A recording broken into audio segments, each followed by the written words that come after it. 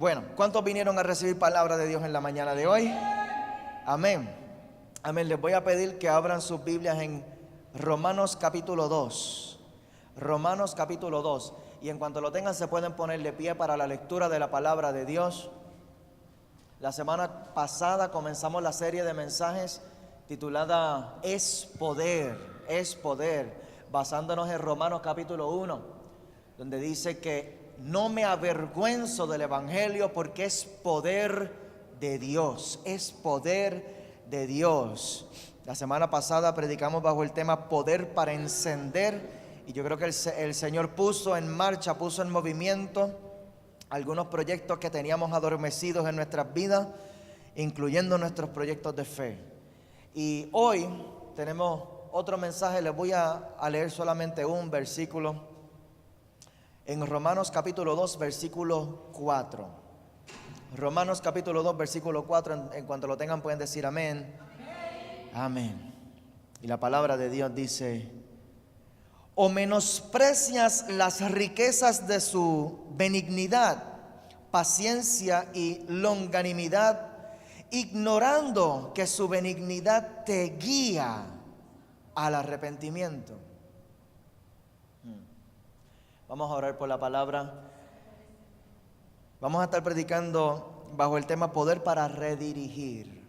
Poder para redirigir. Nos guía las bondades y la benignidad de Dios nos guían en una dirección diferente. Oremos por la palabra. Cierren sus ojos allí. Padre, te damos gracias, Señor. Te damos gracias porque tú eres bueno. Porque tú eres bueno, Señor, porque tú eres bueno. Y hay procesos que pueden ocurrir en nuestras vidas que nos mueven a tomar decisiones, y muchas veces nosotros no sabemos que eres tú mismo quien está detrás del proceso, provocando en nosotros que tomemos ciertas decisiones diferentes. Te pedimos, Espíritu Santo de Dios, que en la mañana de hoy tú puedas usarme para transmitir una palabra que pueda tocar los corazones, que pueda revelar a Cristo, una palabra que pueda revelar a Cristo. Y tú eres experto, Espíritu Santo, revelando la verdad de nuestro Señor Jesús.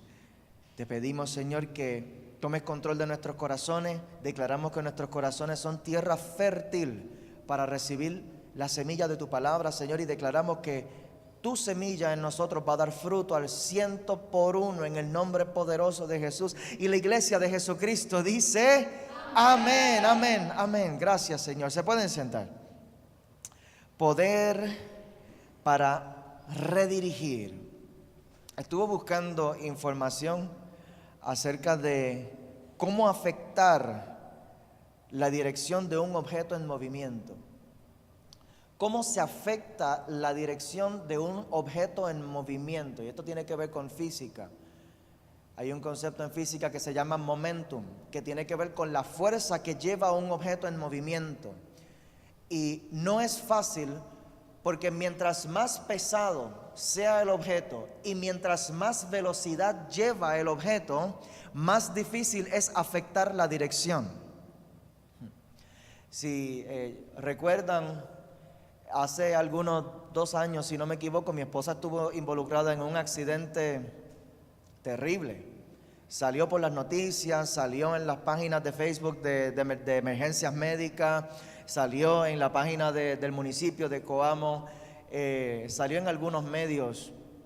Mi esposa tenía una Jeep Compass blanca, y bien chula. Nos encantaba esa guaguita, oye. Chula, la habíamos conseguido en un precio allí, una oferta ridícula, y tenía asientos en cuero, tenía unos aros 20, o sea, estaba chula, de verdad la guagua, y mi esposa iba tan y tan contenta siempre, y siempre la tenía brilladita, y ese era el juguetito de la nena, tú sabes. Pero un día ella venía bajando de hacer práctica en el hospital. Ella hacía práctica de psicología, ella es estudiante, y estaba haciendo práctica en el Hospital Cima en Menonita, Aybonito, y venía bajando de Aybonito y llegó a Coamo, se montó en el desvío desde la 14 hacia Coamo Santa Isabel, el que te lleva hasta el restaurante La Ceiba, y ya en la última recta, repite conmigo, recta final, En esa última recta, antes de llegar a La Ceiba, venía un carro pequeño, rojo. Venía subiendo en dirección desde La Ceiba hacia ella, y el señor aparentemente se quedó dormido. Y ella me dice que ella lo que vio fue que ya cuando él estaba casi llegando a donde ella, de momento él se montó en el carril de ella. Se salió de su carril y fue sin freno. El señor aparentemente se quedó dormido. No tuvo oportunidad de frenar, ella tampoco tuvo oportunidad de frenar. Así que la colisión, repite conmigo, colisión. Colisión.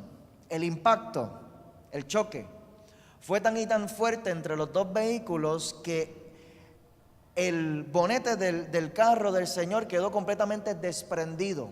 Se salió el motor del carro de él. En la foto es impresionante porque se ve el carro de lado, el carro de él, para que vean lo que se requiere para cambiar la dirección de un vehículo. El carro de él quedó en el carril de ella mirando hacia el restaurante La Ceiba, o sea que él dio un giro en 180 completamente, y el motor del carro estaba como 6 pies más acá del carro. Y la guagua de mi esposa que venía bajando, yo no te sé ni explicar cómo fue que sucedió esto, pero ella terminó en la valla de al lado, con el carro completamente metido dentro, casi bajando por el monte para adentro, y todo el frente del lado izquierdo de la guagua de ella quedó impactada, a nivel de que no se sabe cómo fue que sobrevivieron, ¿verdad? Ellos dos, ese accidente. Ella casi no podía ni salir porque el impacto fue tan y tan fuerte que el espacio donde van las piernas del conductor quedó apretado. A ella se le cortó el pie, le tuvieron que coger puntos en el pie porque se les petó los pedales de gasolina y de freno se les petaron en los pies. Ella de alguna manera salió, se cruzó para el otro lado porque la puerta de ella no abría a causa del impacto. Colisión, objetos pesados, que para poder cambiar la dirección en la que van transcurriendo se requiere un impacto fuerte, y así ocurre en nuestras vidas. También muchas veces nosotros vamos llevando un camino en nuestras vidas, vamos llevando una dirección, y que para nosotros poder cambiar la dirección que vamos llevando se requiere en ocasiones una colisión. ¿Cómo afectar la dirección de un objeto en movimiento? Una fuerza aplicada afecta el movimiento de un objeto en su trayectoria o en su camino. Una fuerza aplicada puede ser empujar, puede ser alar o puede ser arrastrar. Yo creo que el Señor en muchas ocasiones aplica las tres con nosotros, ¿verdad? Hay veces que nos empuja, hay veces que nos impulsa hacia nuestro destino, hay veces que Él, cuando estamos cogiendo ánimo y empezando en nuestro caminar en Cristo, que empezamos a tomar decisiones a nuestro favor y de momento sentimos el favor. Repita conmigo, favor. El favor de Dios. Es como una fuerza adicional para que podamos alcanzar el objetivo. Es como un impulso que Dios nos da para que podamos seguir avanzando. Yo escuchaba a un predicador hace poco definir la palabra favor como cuando Dios rompe las reglas contigo. Como que no se suponía que yo recibiera ese adelanto. No me merecía esa promoción en el trabajo, santo. Yo no me lo merecía, habían personas más cualificadas que yo. Yo no me merecía la tronco de mujer que yo tengo como esposa. Gracias, Señor. No, eso es favor de Dios. Eso es favor de Dios. Yo no me merecía hijos tan chulos. Eso es favor de Dios. Yo no me merecía unos padres que han luchado tanto por mí. Favor de Dios. Para efectos de la discusión me voy a enfocar solamente en lo que es empujar. Hay veces que Dios nos jala y hay veces que el Señor quiere arrastrarnos, pero dice la palabra que Él es el caballero. Él es un caballero. Y el Señor hace con nosotros hasta donde nosotros le permitamos. Si nosotros le abrimos la puerta de nuestra disposición. Repite conmigo, disposición. Cuando nosotros le abrimos la puerta a nuestra disposición para hacer las cosas del Señor allí, empujar puede ser resultado de contacto directo, como lo que es una colisión. En el accidente que les expliqué ahorita, el vehículo del Señor que impactó a mi esposa la empujó. Y la acción de una fuerza puede causar que un objeto se mueva, que se acelere, que decelere, o sea que pierda velocidad en vez de aumentar la velocidad. Puede causar también que se detenga o que cambie de dirección. La colisión puede provocar todas estas cosas. Encontré en estudios de física que como todo cambio en velocidad se considera aceleramiento. Mira esto qué poderoso, esto a mí me impactó mi vida. Como todo cambio en velocidad se considera aceleramiento, se puede decir que la fuerza aplicada a un objeto resulta en el aceleramiento de ese objeto. Y se me pareció tanto a lo que hace el Señor en nuestras vidas. Hay muchos recuerdos que yo tengo de ocasiones en las que yo he sentido como que en vez de seguir cogiendo velocidad hacia adelante, yo voy tratando de alcanzar unas metas, yo voy tratando de progresar en la vida, y hay ocasiones en las que yo siento que como que se me hace más difícil.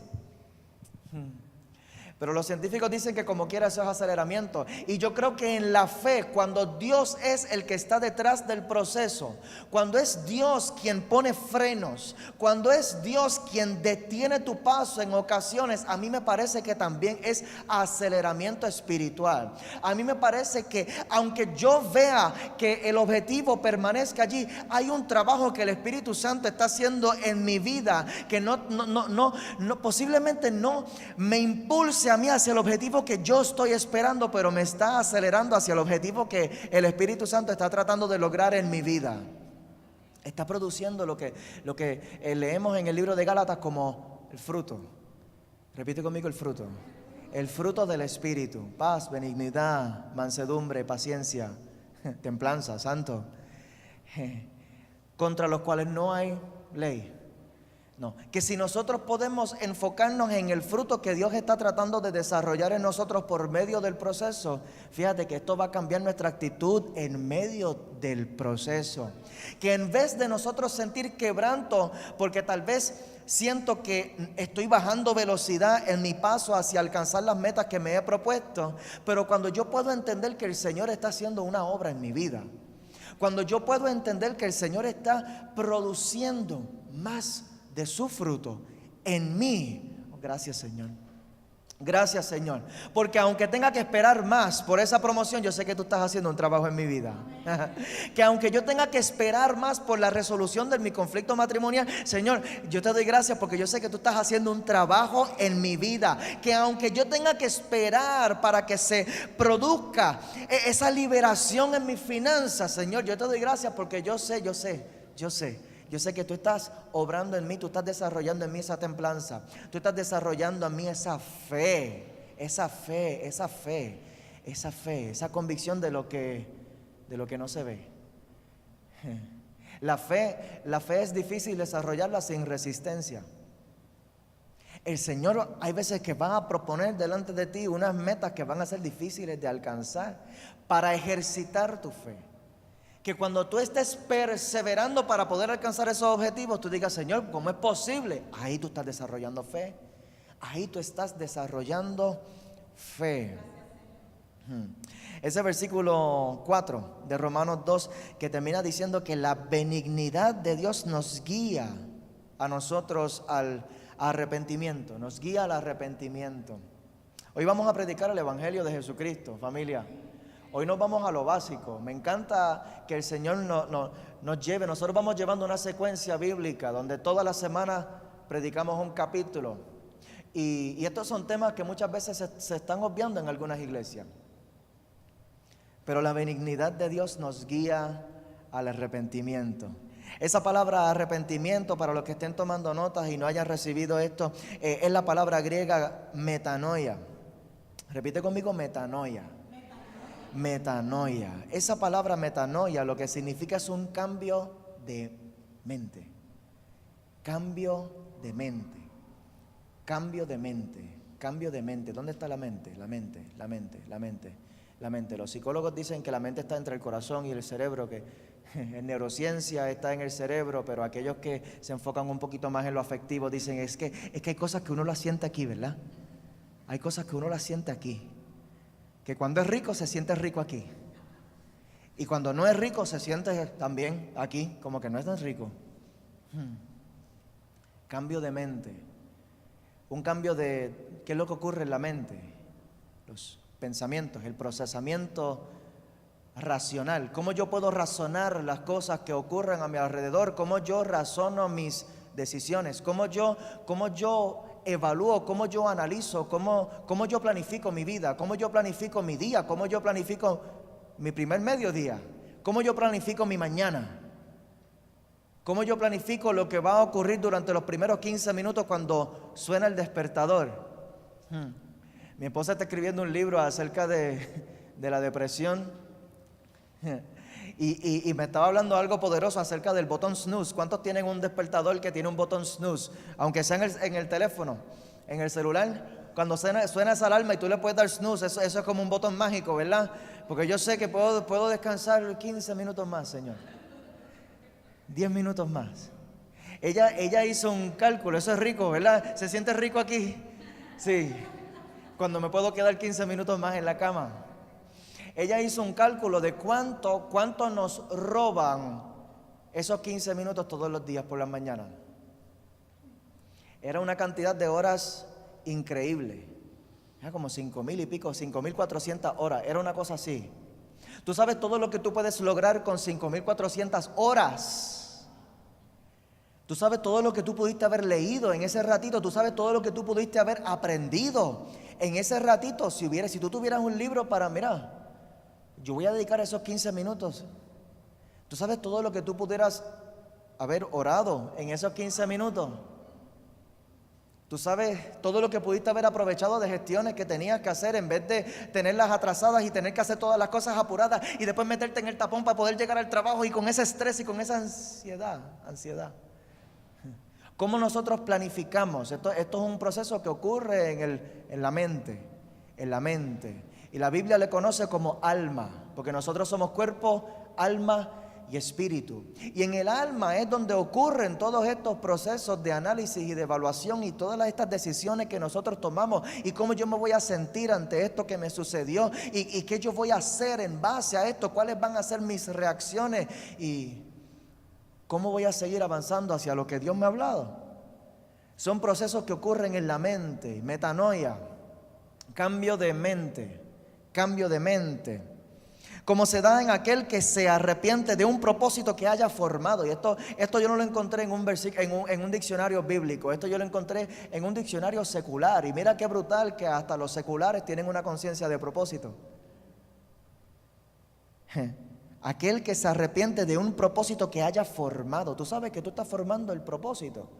No el propósito que Dios asignó a tu vida, sino el propósito que va a definirte como ser humano. El propósito que te va a definir que quiera Dios y en ese propósito tú te identifiques con el propósito que te asignó tu Padre Celestial. Pero esto es un proceso que se forma, entienden los profesionales. ¿Cómo yo voy formando mi propósito? ¿Yo voy a obedecer a Dios o no voy a obedecer? Eso es una decisión racional. ¿Me voy a levantar temprano o le voy a dar snooze? Eso es una decisión racional. ¿Voy a leer la Biblia hoy o no la voy a leer? Eso es una decisión racional. ¿Voy a orar hoy o no voy a orar? Eso es una decisión racional. ¿Voy a obedecer lo que Dios me está hablando o no lo voy a obedecer? Eso es una decisión racional. ¿Me voy a ir para el culto o me voy para la playa? Eso es una decisión racional. ¿Me voy a ir para la reunión o me voy para la barra? Eso es una decisión racional. Y las decisiones que nosotros tomamos racionalmente señalan hacia el propósito que nosotros estamos formando. Yo estoy formando esto. La Biblia habla de rendición, de que yo pueda rendir mi voluntad a la voluntad del Padre. Eso es un proceso racional. Eso es un propósito que yo estoy formando en mí, diciendo: Señor, ya no vivo yo, mas Cristo vive en mí. Eso es una decisión racional. Eso es una decisión que me toca a mí tomarla. Eso es una decisión que a mí me toca. ¿Cuánto yo voy a profundizar en mi relación con Cristo? ¿Cuánto yo me voy a comprometer con la doctrina cristiana? ¿Cuánto yo me voy a comprometer con el Espíritu Santo? ¿Cuánto yo le voy a obedecer? ¿Cuánto lo voy a buscar? Estas son decisiones racionales que señalan hacia el propósito que yo he definido y que yo he formado para mi vida. ¿Alguien está siendo bendecido con esto? Y no he entrado en la Biblia. Ay, Señor. Como se da en aquel que se arrepiente del propósito que ha formado o de algo que haya hecho. Metanoia. Aquel que se arrepiente de algo que haya hecho. O sea que el arrepentimiento no es pedir perdón. No. El arrepentimiento no es que yo me sienta mal por lo que yo hice. No. Hay una diferencia entre arrepentimiento y resentimiento. El resentimiento es eso que se siente aquí también. Se siente aquí en el corazón cuando me cogen. Cuando me cogen, que yo estaba haciendo algo y me cogen fuera de base. Me cogen, había algo que yo estaba haciendo que tal vez yo sabía que estaba mal hecho, pero en el momento no me sentí tan mal con haberlo hecho y lo hice. Y entonces, ¿sabes que Dios por su gracia hay veces que te da? Te suelta soga, te suelta cabulla, te suelta para que, a ver hasta dónde tú vas a llegar en ese camino. Caminos. Hay caminos que para el hombre parecen caminos de bien, pero son caminos de muerte. Y entonces el Señor muchas veces, como Él respeta, Él es caballero y Él respeta nuestro libre albedrío y nos permite caminar en nuestra dirección, en los caminos que nosotros muchas veces escogemos para nosotros mismos. Y escogemos estos caminos y vamos andando y el Señor velando, porque dice la palabra que su ojo recorre toda la tierra. Y el Señor velando a ver hasta dónde tú vas a llegar en ese camino. Y nosotros, hay veces que en el camino que nosotros escogemos tomamos unas decisiones que no necesariamente fueron inspiradas por el Espíritu Santo, ¿verdad? Decisiones que son mías, muy mías. Mea culpa, dicen nuestros hermanos católicos, ¿verdad? Y tiene un fundamento, es que fui yo. Y muchas veces somos tan descarados que le queremos reclamar a Dios por las cosas que nosotros mismos hicimos. Consecuencia, no fue castigo, fue consecuencia. No fue un cocotazo de Dios, fue que tú te metiste. Y entonces, de las cosas que yo pueda hacer en esta vida y que de momento yo me siento que me estoy saliendo con la mía. Y yo puedo sentir, y a lo mejor hasta le di gracias a Dios bien caripelado por la noche. Gracias, Señor, porque no me cogieron. Hubo una temporada de mi vida, después de yo haberme convertido, estos son confesiones cristianas, esto es terapia grupal aquí, ¿verdad? Hola, yo soy Héctor, y usted dice, hola Héctor, sí. Hubo una época en mi vida, después que yo llevaba unos cuantos años en el Evangelio, que de momento yo quise como que volver atrás. Fue un proceso racional, fue una decisión que yo tomé. Y yo hablé con mi pastor porque ya yo estaba en ministerio.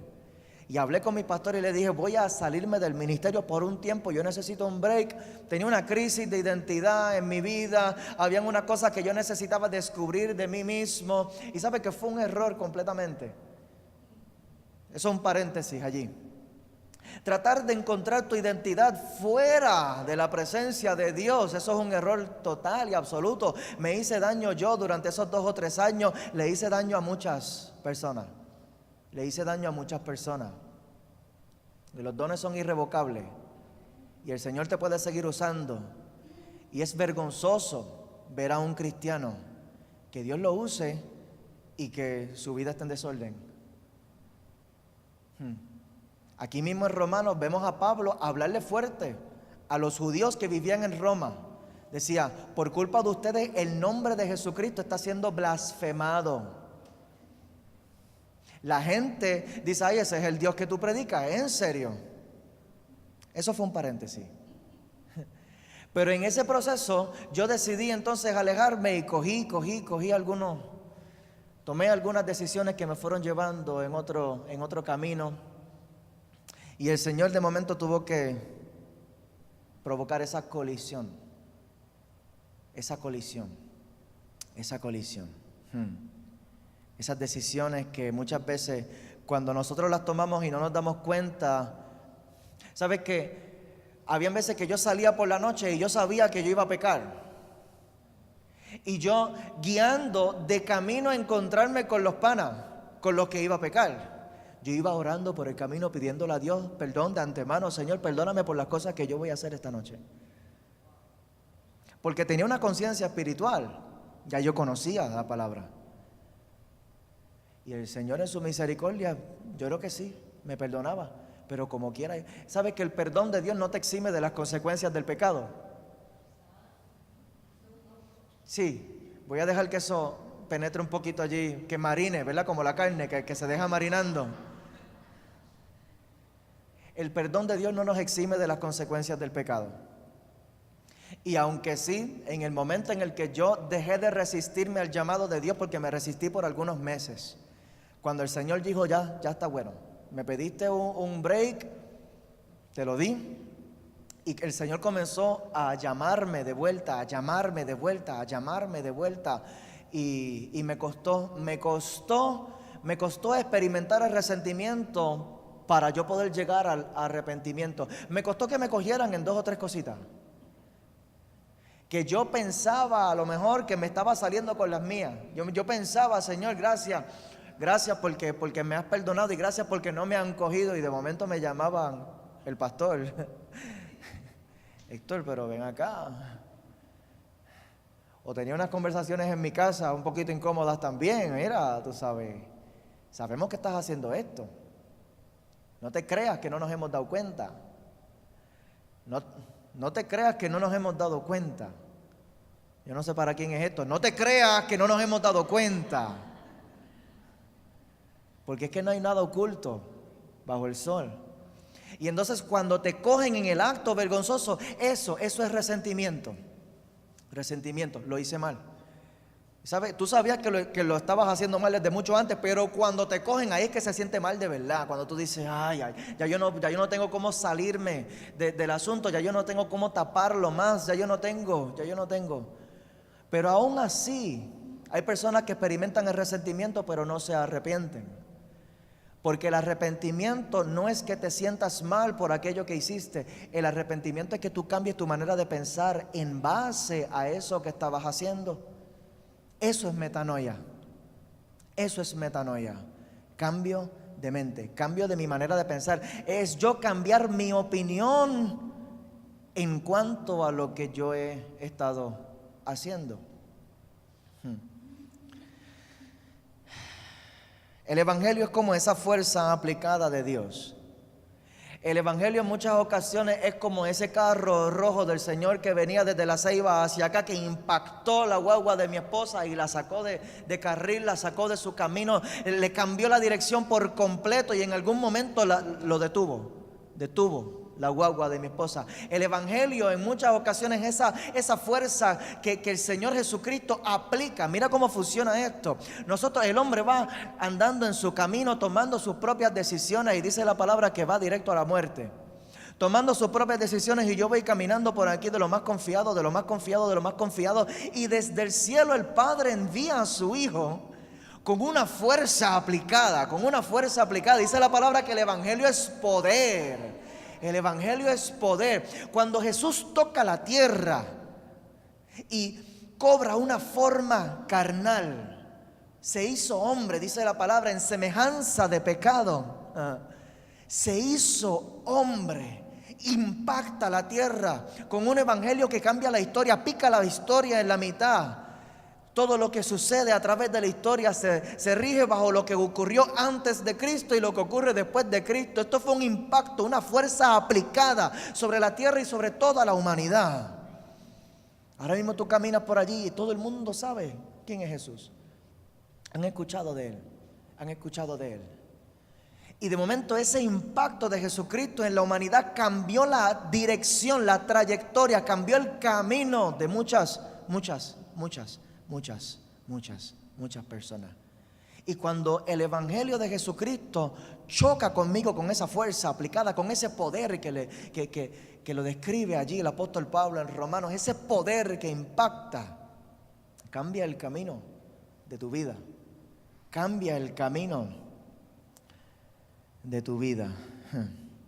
Así que hoy vamos a estar hablando acerca del camino, vamos a estar hablando acerca de la colisión y vamos a estar hablando acerca del cambio que provoca esa colisión. Amén. Comencemos con el camino, porque todos aquí en esta tierra vamos en uno de dos caminos. Romanos capítulo 2 versículo 7 narra el primer camino y el destino que hacia donde nos va llevando ese primer camino. Romanos 2:7 dice: vida eterna a los que perseverando en bien hacer, perseverando en hacer el bien. Para aquellos que perseveran en hacer el bien, lo que hay es vida eterna. Para aquellos que buscan gloria y honra e inmortalidad. Aquellos que lo buscan. Sabe que la búsqueda es un proceso racional.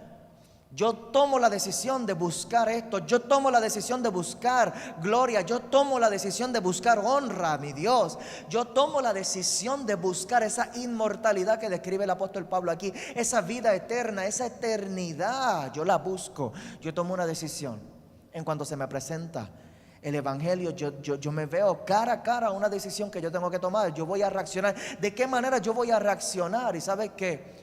Posponer la decisión es una decisión en sí. Decidir no hacer nada es una decisión en sí.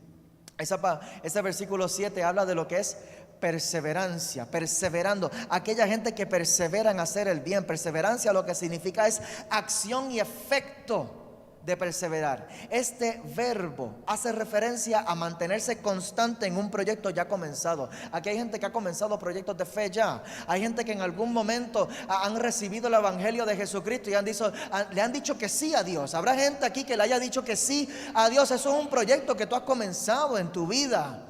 Y la perseverancia tiene que ver con yo mantenerme constante en este proyecto que ya yo comencé.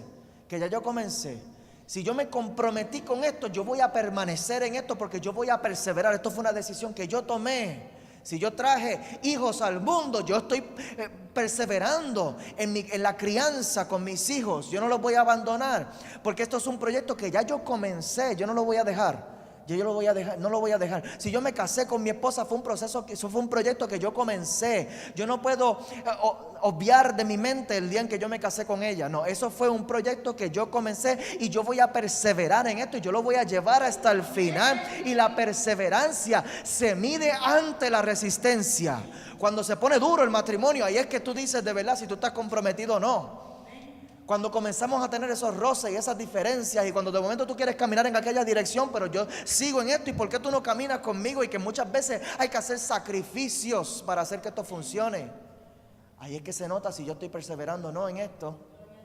Si yo me comprometo con un ministerio, yo estoy perseverando aquí. Esto fue una decisión que yo tomé. Yo llegué a este lugar. Yo estoy perseverando aquí. Esto fue un proyecto que yo comencé aquí. Yo no me voy a echar hacia atrás. Yo estoy perseverando en esto. Amén. Amén. Amén. Amén. Gracias, Señor. Yo no me voy a echar hacia atrás en mi fe. No me voy a echar hacia atrás en mi fe porque esto fue un proyecto que yo comencé.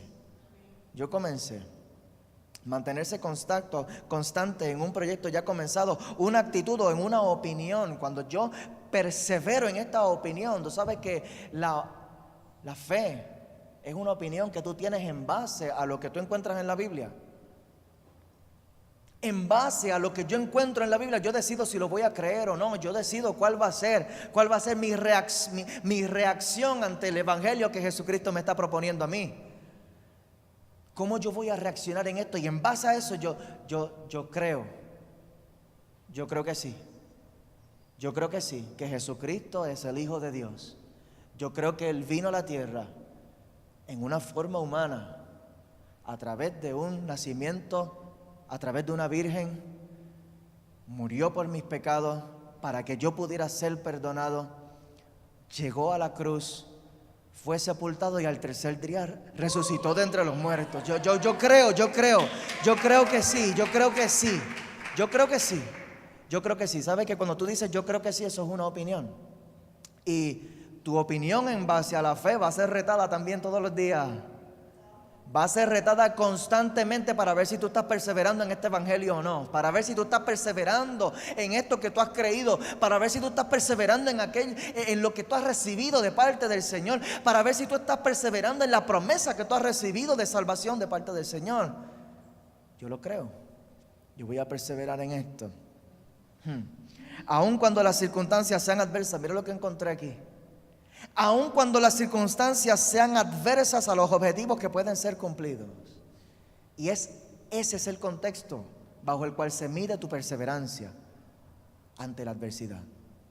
Ante la adversidad. ¿Tú estás comprometido o no estás comprometido? ¿Tú lo crees o no lo crees? Por otro lado, tenemos en Romanos capítulo 2, versículo 8. Tenemos el otro camino. Dice: pero ira y enojo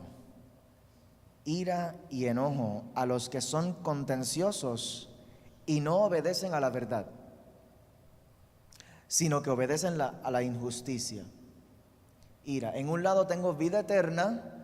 Al final de este camino que yo voy andando, al final hay vida eterna. Si yo hago ¿qué? Si yo persevero en la verdad que yo he recibido de parte del Señor. Por otro lado, en vez de vida eterna hay ira y enojo. Ira y enojo. ¿Cuál de los dos caminos vas a escoger tú? ¿Cuál de los dos caminos vas a escoger tú? Dice que esa ira y ese enojo es para los contenciosos. Esa palabra contencioso, lo que significa es adjetivo que permite calificar al individuo que suele contradecir. Al individuo que suele contradecir todo lo expresado por el resto de las personas. Yo recibo esto, yo sé que en la iglesia se predica esto, yo sé que yo lo encuentro en la palabra, pero yo no creo. Yo creo en buscar a Dios a mi manera. Yo creo en perseverar a mi manera. Yo creo en alcanzar el propósito de mi vida a mi manera. Yo creo en hacer cosas buenas a mi manera. Yo creo.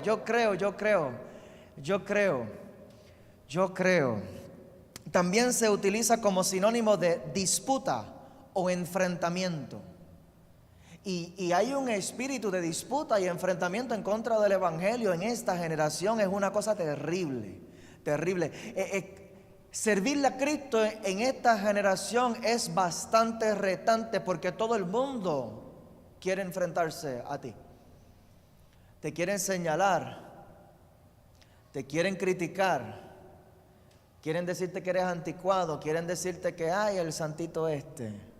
En estos días me enteré que alguien dijo, ay, es porque Héctor ahora es el más pastor. Ahora Héctor es el más pastor, tú sabes. Pues sí. Y así van a decir que de ti cuando tú comiences a afirmarte en este camino, tú te vas a enterar. Porque es que el diablo mismo va a utilizar esta crítica para ver si tú tambaleas en la fe que tú estás profesando, para ver si tú vas a perseverar en el camino con el cual tú te has comprometido. Ay, ya mira, ahora esta es la más cristiana. Ahora estos son aleluya. Ahora estos se pasan por ahí, mira, ay, ajá. Pues no la podemos invitar a salir ya porque ahora esta es la más cristiana, ya no podemos. Para ver. Y entonces van a utilizar muchos argumentos, esto, para contradecir lo que tú has decidido creer. Muchos argumentos. Y entonces, ¿por qué hay tantas personas en ese segundo camino? En ese segundo camino que dirige hacia la ira y hacia el enojo. Ese camino de personas que están criticando y haciendo enfrentamientos y disputas y cuestionando y contradiciendo lo que Dios dice en su palabra. ¿Por qué? Lo encontramos en Romanos capítulo 3. desde el versículo 9, dice: ¿qué pues? ¿Somos nosotros mejores que ellos? En ninguna manera. En ninguna manera. Nosotros que hemos recibido el Evangelio de Dios, ¿somos mejores que los demás? En ninguna manera. Nosotros que hemos decidido creer y que hemos formado una opinión positiva aceptando el Evangelio de nuestro Señor Jesucristo, ¿somos mejores que los demás? En ninguna manera. Pues ya hemos acusado a judíos y a gentiles que todos están bajo pecado. Mira la condición. Como está escrito: no hay justo ni aun uno, no hay quien entienda, no hay quien busque a Dios. Todos se desviaron, a una se hicieron inútiles. No hay quien haga lo bueno, no hay ni siquiera uno. ¿Somos diferentes? No. Porque ni yo mismo quisiera que en esa pantalla proyectaran todo lo que yo pienso todos los días. En un momento X durante el día, yo voy a querer escaparme por la puerta de atrás. Si todos mis pensamientos se proyectaran en esa pantalla, si ustedes pudieran escuchar las cosas que pasan por mi mente en muchas ocasiones, las cosas que yo siento, las cosas que pasan por mi vida en muchas ocasiones, si de momento eso estuviera saliendo por las bocinas, yo me voy por la puerta de atrás y probablemente coja mis ahorros y me mude para otro lugar. Porque es que no hay ni un solo justo. ¿Somos mejores que los demás? Mira, no, en ninguna manera. En ninguna manera. Porque la misma condición que los identifica a ellos me identifica a mí también. Yo nací en una naturaleza caída, pecaminosa. Entré a este mundo caído y pequé, y he pecado y peco todos los días. Nosotros hay cosas que no, el Señor, la buena obra que comenzó el Señor en nuestras vidas, Él la va perfeccionando. Él la perfecciona hasta el día de Jesucristo. Hasta el día de Jesucristo. O sea que esto es algo que no va a terminar. Yo nunca voy a alcanzar un nivel de santificación de poder gloriarme y decir qué grande soy yo. Mira, Señor, lo bueno que yo soy. Mira esto. No. Esto es hasta el día en que el Señor me llame a su presencia, hasta el día en que Él acabe, en que yo termine la misión aquí en esta tierra. El Espíritu Santo va a estar trabajando en mi vida. El Espíritu Santo va a estar trabajando en tu vida también. Y es la misma condición, y por eso es que hay tanta gente que van camino a esa segunda dirección, en ese segundo camino que va hacia la ira y hacia el enojo de Dios. ¿Por qué? Porque todos estamos identificados. Lo único que a mí me distingue de muchas personas que están allá afuera es que yo decidí aceptar a Cristo. Yo he decidido seguir a Cristo. He decidido seguir a Cristo. He decidido seguir a Cristo. No vuelvo atrás. No vuelvo atrás. Fue una decisión que yo tomé, y eso es lo único que a mí me distingue de las personas que están allá afuera, que tal vez han escuchado, de oídas han oído, pero todavía sus ojos no han visto a Cristo allí cara a cara. No han tenido una experiencia real con el Rey de Reyes y con el Cristo que sana, que libera, que empodera, que rompe cadenas, que bendice, que abre las ventanas de los cielos para derramar gloria, honra y favor sobre tu vida. Eso es lo único. Tuve una decisión y me mantuve allí. Y tuve mis tropiezos, como les hablé ahorita. He tenido mis tropiezos. Han habido temporadas de mi vida que yo definitivamente no quisiera que se proyectaran en esa pantalla. Para nada. Pero he decidido seguir a Cristo. Y en el momento en el que yo me di cuenta: Señor, ya yo no me puedo resistir más. Tengo que regresar a ti, porque yo iba en un camino y el Señor me decía: ese no es. Y por el camino tuve muchas colisiones, impactos, choques. En la iglesia, ¿cómo nos afecta esto? En Romanos capítulo 2, versículo 3. Romanos 2, 3. Dice: y piensas esto, oh hombre, tú que juzgas a los que tal hacen. Tú que juzgas a los que hacen mal y haces lo mismo. Tú piensas que escaparás del juicio de Dios. Hay muchos que piensan que el camino no les aplica. Eso no me aplica.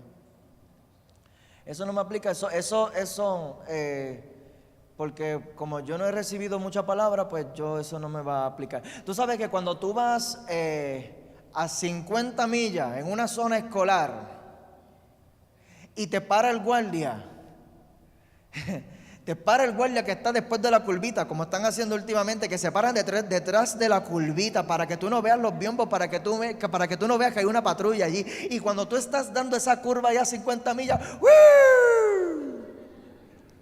Y te para ese guardia, caballero, ¿usted sabe por qué yo lo paré? No sé. Yo no sé, oficial. Yo no sé por qué. ¿Usted no sabe que esto es zona de 15? Yo no sabía, oficial. Yo no sabía.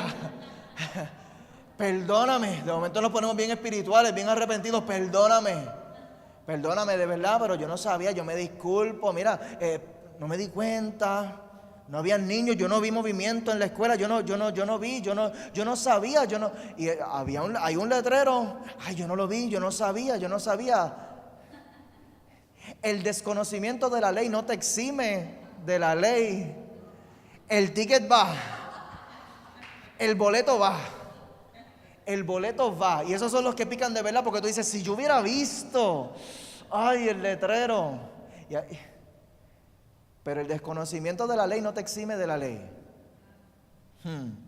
Tú que juzgas a la gente, tú piensas que tú vas a escapar del juicio de Dios. Y esto es un mensaje que lamentablemente no se está predicando lo suficiente en las iglesias de hoy. Yo sigo muchas iglesias. La pasividad comienza en una manera de pensar. Mira lo que le dice el apóstol. ¿Piensas tú, oh hombre, tú que juzgas a los que tal hacen y haces lo mismo, que tú escaparás del juicio de Dios? Nosotros podemos asumir actitudes bien pasivas ante los requisitos del Evangelio. Tú sabes que la Biblia se divide entre el Viejo Testamento y el Nuevo Testamento. Se conoce también como el Viejo Pacto y el Nuevo Pacto. Repite conmigo, pacto. La relación que yo tengo con mi Cristo se parece en cierta medida a muchas relaciones que nosotros podemos tener aquí también entre nosotros, relaciones matrimoniales.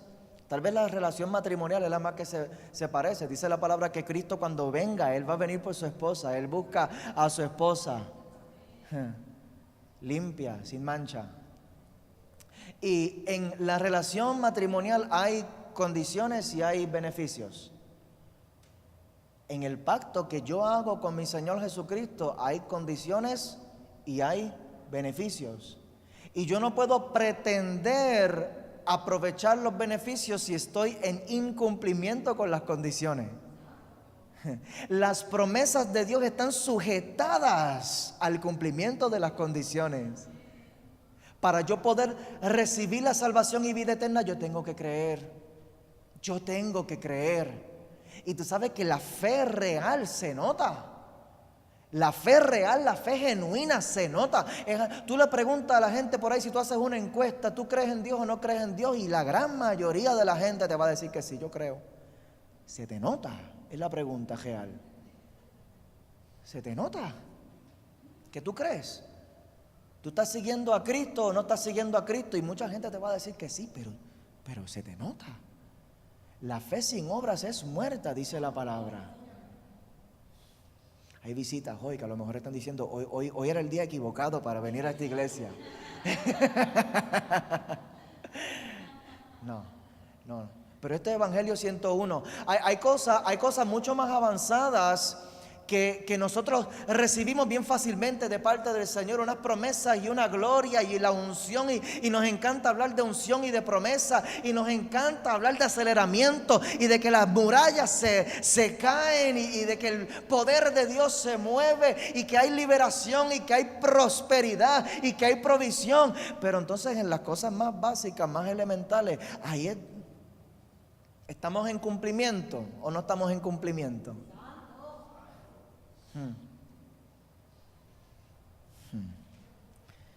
Romanos 2:5. Romanos 2, versículo 5 dice: pero por tu dureza y por tu corazón no arrepentido. Mira eso.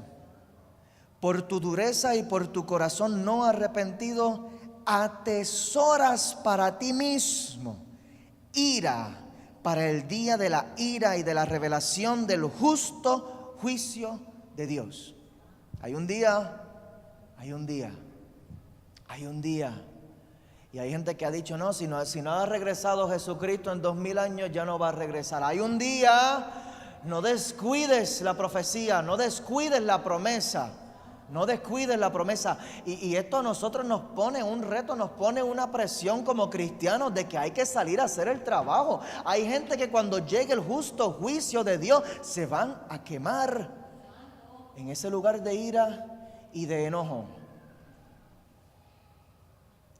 Nosotros necesitamos apropiarnos de este proceso. Necesitamos apropiarnos de la promesa de Cristo, de la palabra que está sobre nuestras vidas. Hay un trabajo que hay que hacer.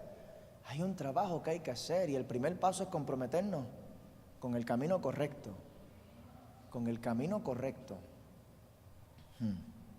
¿Cuáles son las condiciones del camino si nosotros no nos comprometemos con el camino correcto? Romanos capítulo 3, versículo 9.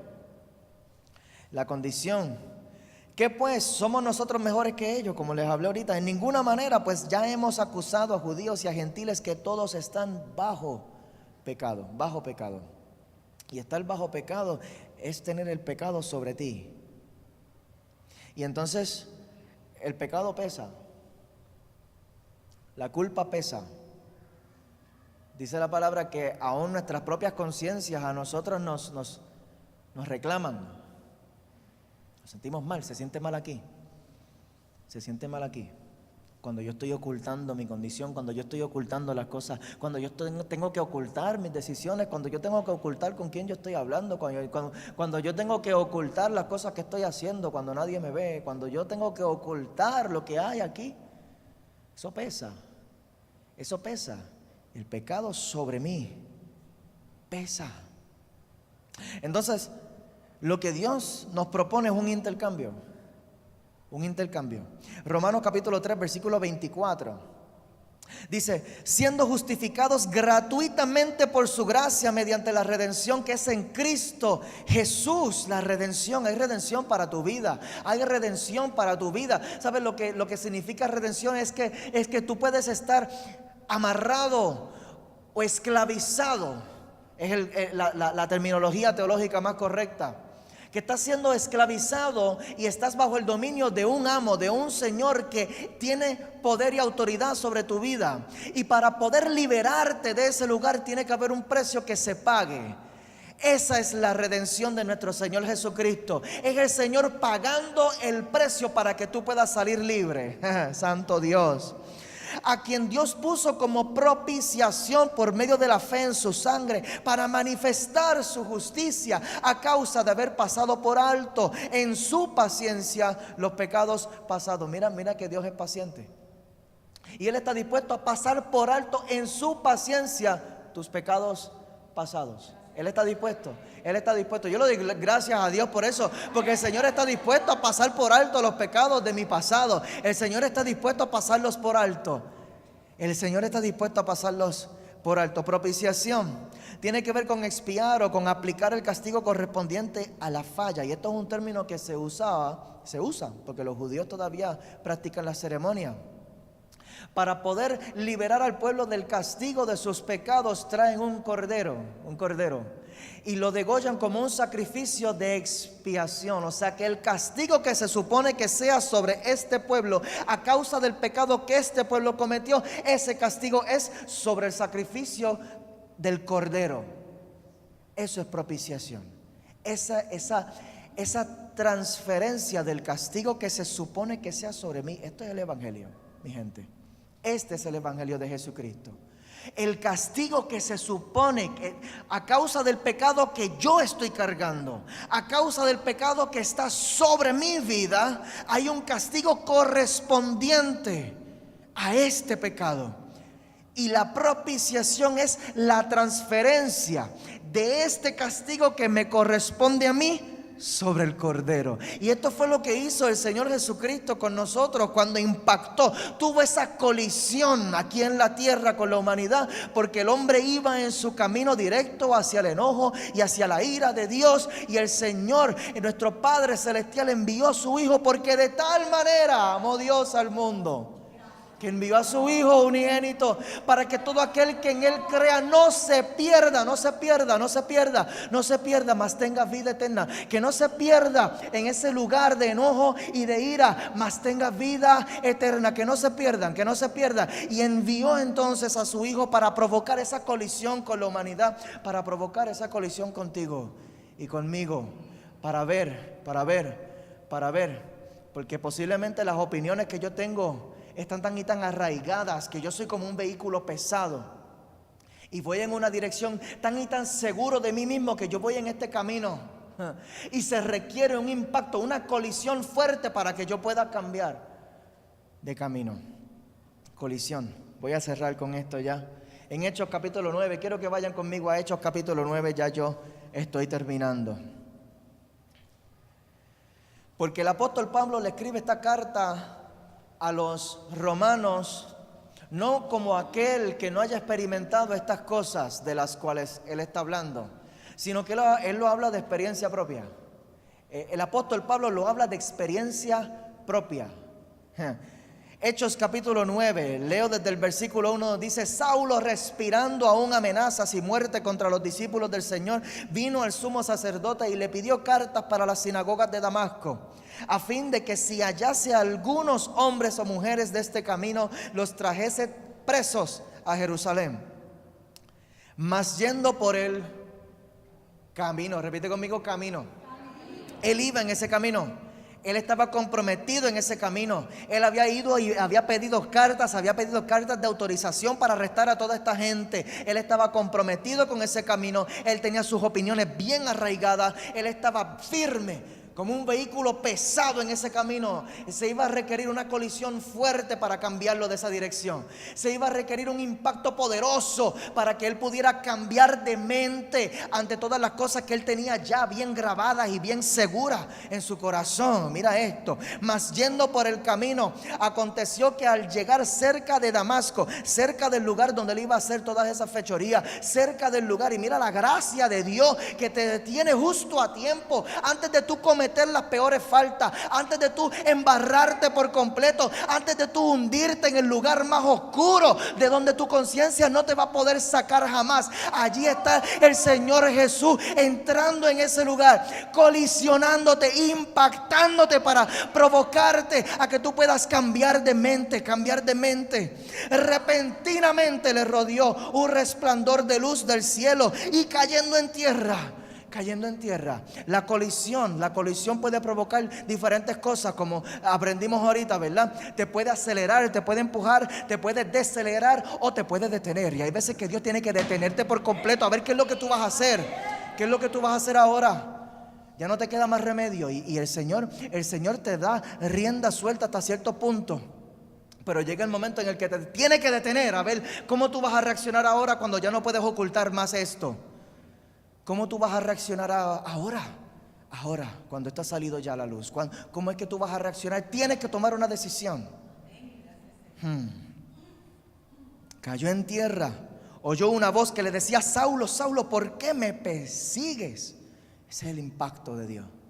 Ese es el impacto de nuestro Señor Jesucristo. Esa es la colisión en nuestro camino. Cuando nosotros vamos andando allí, a punto de hacer todo lo que nos hemos propuesto, y llega el Señor justo a tiempo. ¿Por qué? ¿Por qué me persigue? ¿Por qué estás contradiciendo lo que yo estoy tratando de hacer? ¿Por qué estás contradiciendo lo que yo estoy tratando de hacer en tu vida? ¿Por qué estás contradiciendo lo que yo estoy tratando de hacer en este pueblo? ¿Por qué estás contradiciendo lo que estoy tratando de hacer en tu casa? ¿Por qué estás contradiciendo lo que estoy tratando de hacer en tu matrimonio? ¿Por qué estás contradiciendo lo que estoy tratando de hacer con tus hijos? ¿Por qué estás contradiciendo lo que estoy tratando de hacer en tu vecindario? ¿Por qué? ¿Por qué estás contradiciendo? Y esta es la colisión. Y yo no sé qué colisión esté utilizando el Señor conmigo Conmigo fueron varias y yo no reaccioné de las primeras 100 accidentes tuve que yo decía, Señor, ¿cómo es posible que sobrevivimos esto? Yo tuve un accidente una vez en el 2002 que yo no me di ni cuenta y dejé un carro en pérdida total. Y cuando me pararon en la luz más abajo, yo me di cuenta que tenía una goma explotada. Y mira el estado de intoxicación. Yo me di cuenta que tenía una goma explotada y yo pensé que me había trepado en la acera. Pues me trepé en la acera y se me explotó la goma y yo llego por lo menos más abajo y allá yo cambió la goma. Pero de momento detrás de mí gente tocándome bocina. Mira, chocaste a alguien allá, dejaste un carro esparatado. Y yo estaba tan loco que yo abrí la ventana y dije, a mí fue que me chocaron, le decía. Y el Señor a mí me guardó de eso. Me guardó de un accidente antes de ese, me guardó de tantas cosas, hasta que finalmente me tuvo que enviar un agente de operaciones especiales. Aquí, o caes en tierra o caes en tierra. Porque hay veces que estamos dispuestos a correr esto y estamos tan comprometidos con el camino que hasta con las gomas vacías. Yo lo sigo empujando, olvídate de eso. Y el Señor colisionándonos, impactándonos con cosas, tratando de hacernos cambiar de mente acerca del camino que estamos corriendo. Y nosotros seguimos por ahí como, aún después de cristianos, aún después de casados, el Señor sigue enviando colisiones para cambiar, porque esto es un proceso. Hay opiniones que yo tengo acerca del matrimonio que el Señor todavía me está corrigiendo. Y en ocasiones ha tenido que enviarme una colisión. O reaccionas porque así no es que se hacen las cosas. Y entonces tiene que ser en muchas ocasiones con un impacto. Para ver si tú estás comprometido con esto o no.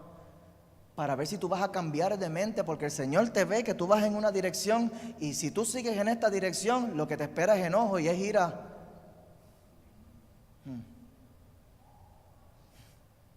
En el versículo 5 de Hechos 9 dice, ¿quién eres, Señor? Y le dijo, yo soy Jesús a quien tú persigues. Dura cosa te es dar coces contra el aguijón. Darle patadas a una puya. Y hay veces que nosotros pensamos que estamos haciendo las cosas bien porque yo estoy dándole a esto y le estoy dando duro a la vida. Yo estoy haciendo lo que yo tengo que hacer y no nos damos cuenta que nuestras propias decisiones son las que nos están haciendo daño. Él, temblando y temeroso, dijo, Señor, ¿qué quieres que yo haga? ¿Qué quieres que yo haga? Aquí. Les dije que íbamos a hablar de 3 cosas. El camino, la colisión y el cambio. Este es el cambio. Ese es el momento. Donde tenemos que llegar al punto de decir ¿qué es lo que tú quieres que yo haga, Señor? Que eso es rendirse delante de Cristo. Eso es rendir mi voluntad delante de Él. Y Señor, yo llevo andando en este camino ya suficiente tiempo y yo sé que las cosas no han ido como yo esperaba, Señor. Y yo sé que tú llevas llamándome hace tiempo. Yo sé que tú estás tratando de hacer algo nuevo en mi vida, Señor. ¿Qué quieres que yo haga, Dios? ¿Qué tú quieres que yo haga? ¿Qué tú quieres que yo haga, Señor? Mi amor, si puedes acompañarme en el piano, te lo voy a agradecer. ¿Qué quieres que yo haga? Y el Señor le dijo, levántate. Iglesia, yo te voy a pedir que te pongas de pie. Mira el cambio que provoca. Hay veces que nosotros nos resistimos tanto al llamado de Dios sobre nuestras vidas, porque pensamos que en vez de ser levantados, que el Señor nos va a tirar al piso. Y no, mira lo que le dijo Jesús, levántate. Tenemos que llegar al punto de reconocer nuestra condición.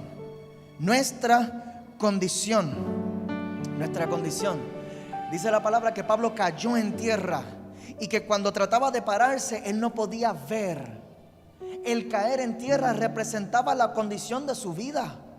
Él estaba por el piso, él estaba en tierra, él estaba revolcándose en el lodo y esa era su manera de vivir, esos eran sus ideales, esa era su doctrina personal, ese era el propósito que él había formado para su vida, respirando amenazas y muerte, dice la palabra.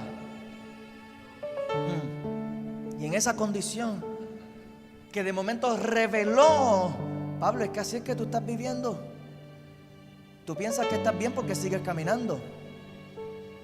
Tú piensas que estás bien porque tienes ropa, tú piensas que estás bien porque tienes comida, tú piensas que estás bien porque tienes familia, tú piensas que estás bien porque tienes trabajo, tú piensas que estás bien porque tienes salud, tú piensas que estás bien porque tienes todas estas cosas, pero tu condición real está por el piso. Y la ceguera, cuando él de momento trató de mirar a su alrededor, eso señalaba hacia la condición de él, ciego espiritualmente. Él pensaba que veía. Él pensaba que sabía lo que estaba viendo delante de él. Él pensaba que tenía un destino claro y un propósito fijo. Y él pensaba que estaba haciendo las cosas tan y tan bien. Y yo pienso, Señor, que yo estoy haciendo las cosas tan y tan bien con mis hijos. Y yo pienso que estoy haciendo las cosas bien con mi pareja. Y yo pienso que estoy haciendo las cosas bien en mi trabajo. Y yo pienso que estoy haciendo las cosas bien delante de ti, Señor. Y yo pienso que yo estoy haciendo las cosas bien. Pero de momento en la colisión de Dios viene para provocar que nosotros podamos abrir nuestros ojos y decir: no veo nada, Señor, no veo. Yo no sé ni dónde estoy parado espiritualmente. Yo no sé hacia dónde yo voy. Yo no sé, Señor. Y ese es el momento. Ese es el momento de abrir nuestra boca y decirle a Dios: ¿qué quieres de mí, Jesús? ¿Qué quieres de mí, Señor? Porque llevo suficiente tiempo ya en este camino, Señor. Llevo suficiente tiempo ya ignorando las colisiones que tú has provocado en mi vida para hacerme cambiar de parecer, para hacerme cambiar de mente, para hacerme cambiar, Padre, y arrepentirme de la manera en que estoy viviendo, Dios. Y ya está bueno. He podido ver, Señor. He podido ver, Señor, que no veo nada. He podido ver, Señor, que realmente lo que yo necesito es que tú me bendigas. He podido ver que lo que yo necesito realmente es que tú me perdones. He podido ver, Señor, que realmente lo que yo necesito es rendirme delante de ti. He podido ver, Señor, que lo que yo realmente necesito, Dios, es tu presencia en mi vida. Yo no puedo seguir caminando en este camino ya, Señor. No puedo seguir así. No puedo seguir así, Señor. No puedo seguir así, Señor. No puedo seguir así. Esa pregunta que le hizo Pablo: ¿qué quieres de mí? Eso fue Pablo apropiándose del proceso. El proceso es mío y me toca a mí tomar unas decisiones diferentes. ¿Qué tú quieres, Señor? ¿Qué tú quieres de mí? ¿Qué tú quieres de mí, Señor? Pablo estaba cerca de la bendición. Y yo personalmente siento que estoy bien cerca ya de una bendición grande que está a punto de desatarse sobre mi vida. Yo siento que tú estás cerca de una bendición que está a punto de desatarse sobre tu vida. Hay algo las ventanas de los cielos están a punto de abrirse. Hay una bendición que Dios va a comenzar a derramar sobre tu vida hasta que sobre y abunde sobre ti. Y sabes que cuando más cerca está la bendición es cuando más nosotros nos tenemos que apropiar del proceso. Es cuando las ideas se convierten en decisiones. Las ideas se tienen que convertir en decisiones ya. Se tienen que convertir en decisiones ya.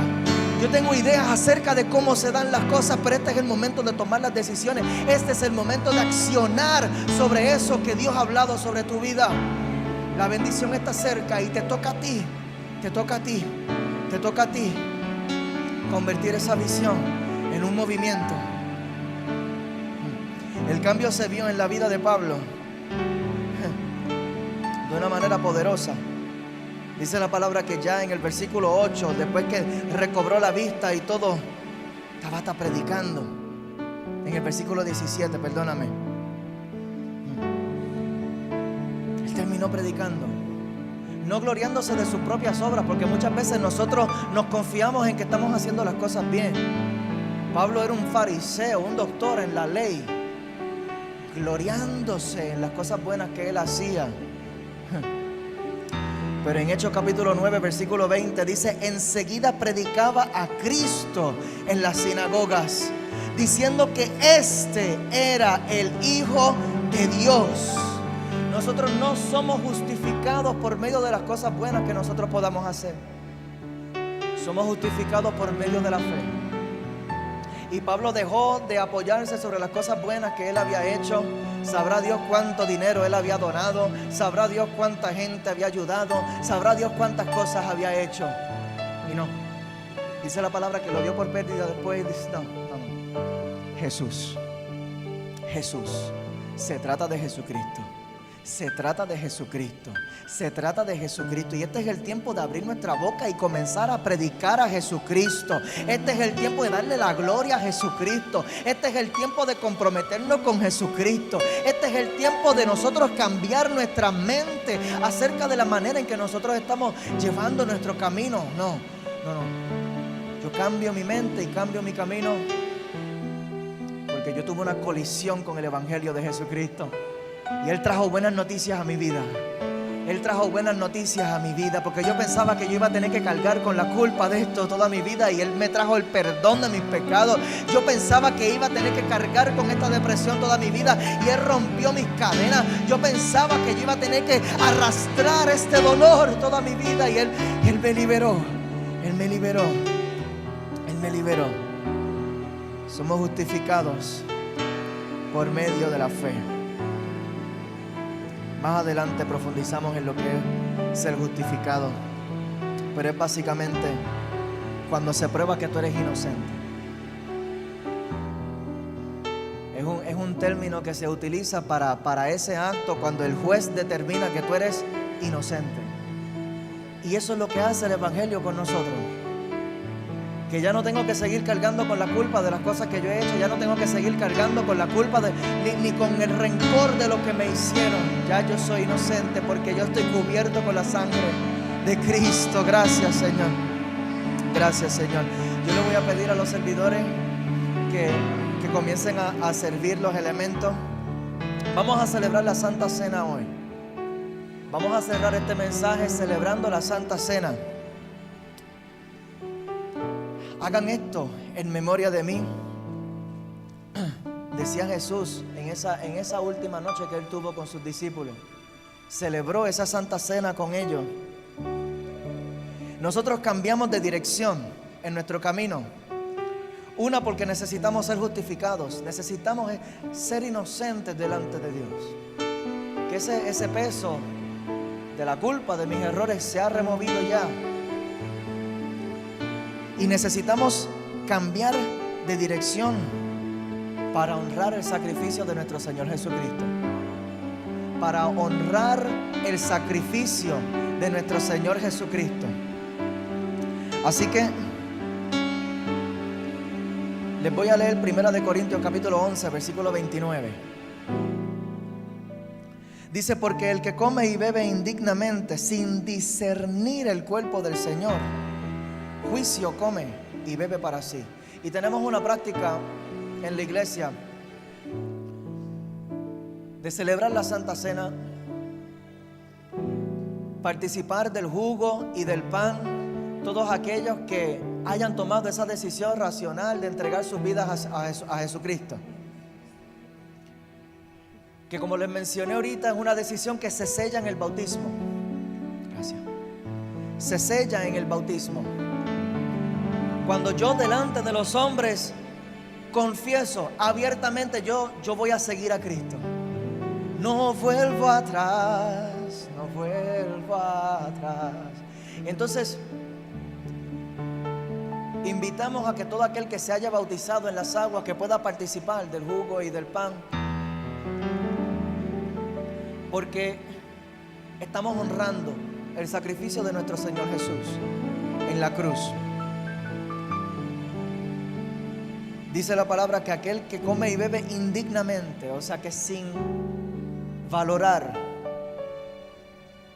sin apreciar, sin reconocer el valor de lo que hizo Jesús cuando se entregó voluntariamente a los soldados romanos,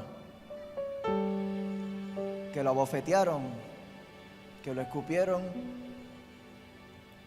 que le pusieron una corona de espinas, que lo desnudaron, que lo humillaron, que lo latigaron,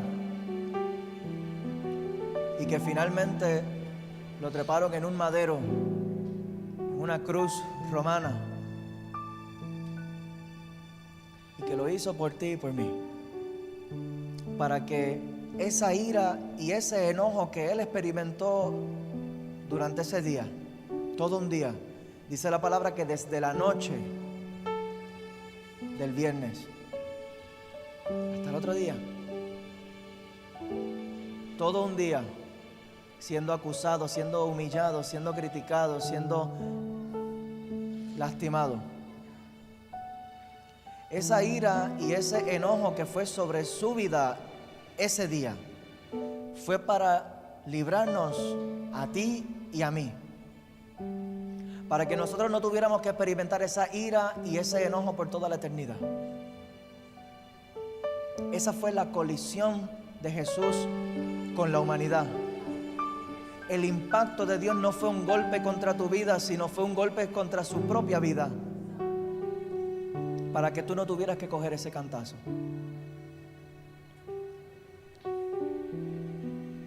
Así que, comiendo y bebiendo dignamente, o sea, aprovechando, valorando, apreciando y reconociendo ese sacrificio de nuestro Señor Jesucristo, aprovechamos también de los beneficios.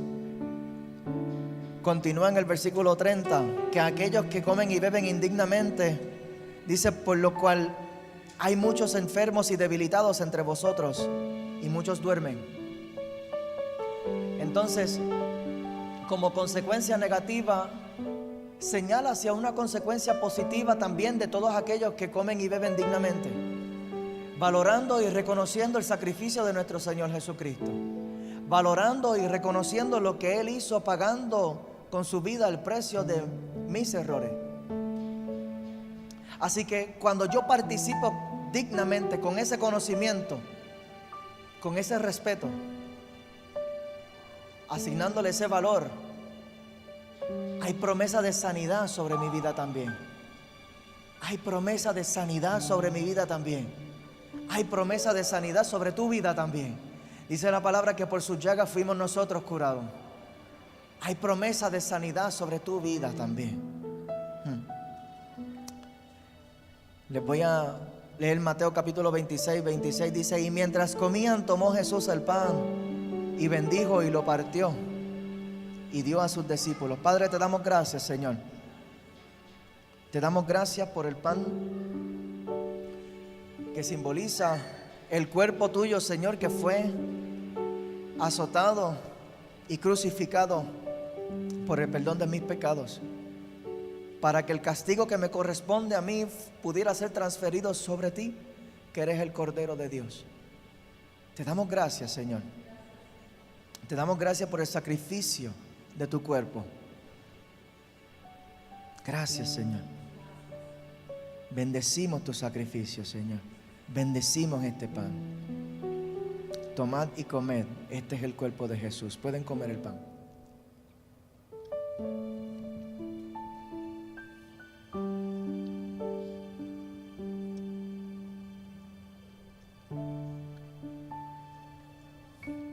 Los que tengan uva,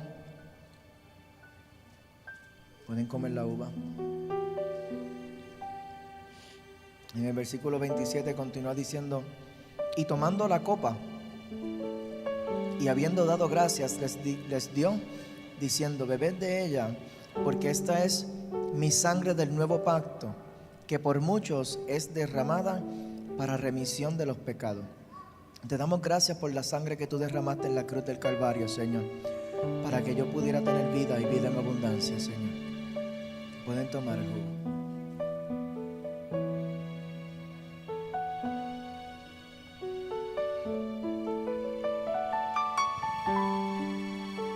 Esta es la sangre del nuevo pacto. Y tengo que preguntarte para cerrar este mensaje y para cerrar este servicio, ¿qué camino vas a escoger tú?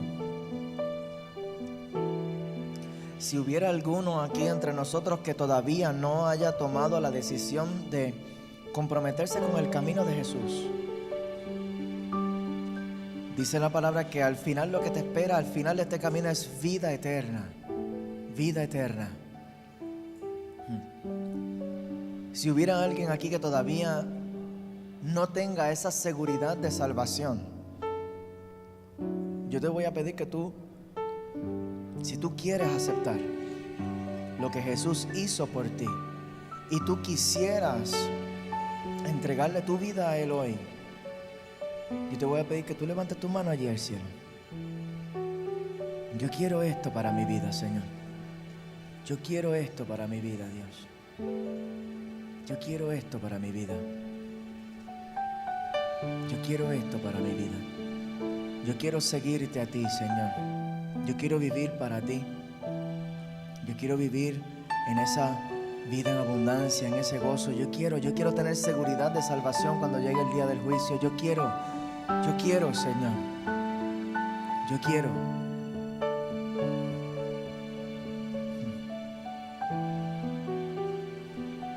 No endurezcas tu corazón.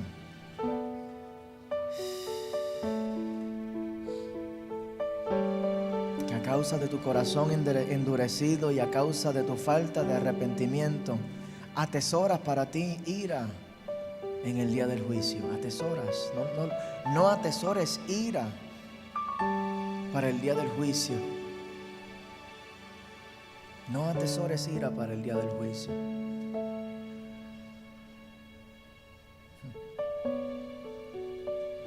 Gracias te damos, Señor. Gracias te damos, Señor.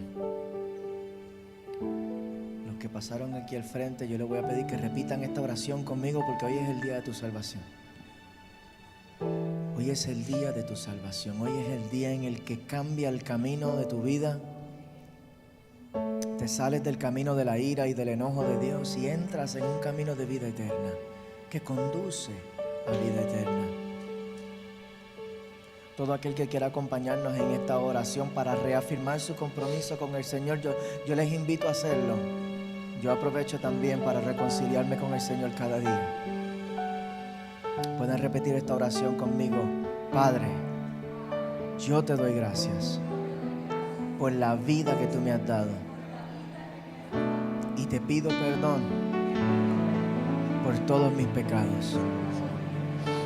Yo creo que tú enviaste a tu Hijo Jesús a nacer en esta tierra a través de una virgen, y que lo enviaste a morir por mis pecados para que yo pudiera vivir.